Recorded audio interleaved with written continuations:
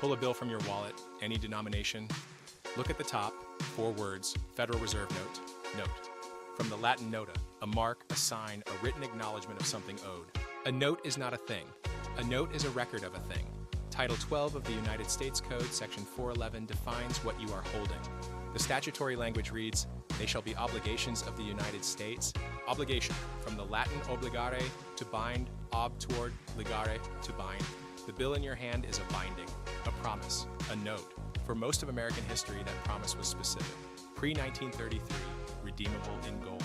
Pre-1963, redeemable in lawful money at the Treasury Department of the United States. The text was printed on the bill itself, and the text disappeared. 1963, the promise to pay language is removed from the Federal Reserve Note. 1971, President Nixon closes the gold window and ends Bretton Woods. The dollar becomes pure fiat. The statutory obligation remains on the books. The redemption mechanism is severed. The note is still a note.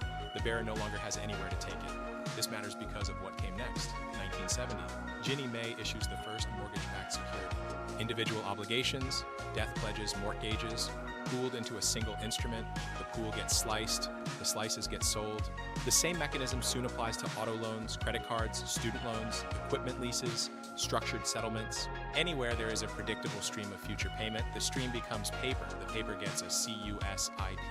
The CUSIP clears through the Depository Trust and Clearing Corporation. $2 quadrillion annually.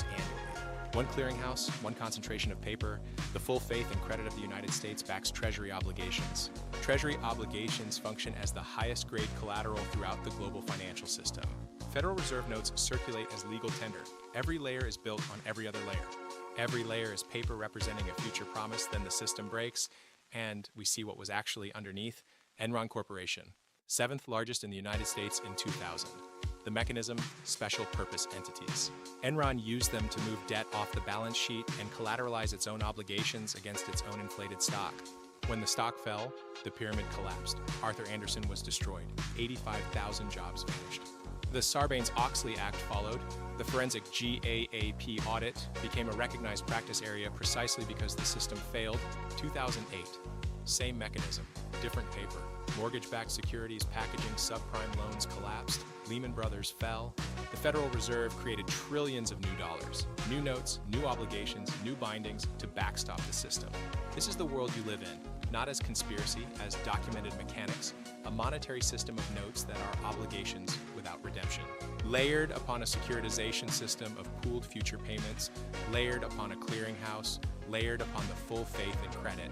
The future productive labor of every American pledged forward as collateral for paper that flows back as new debt.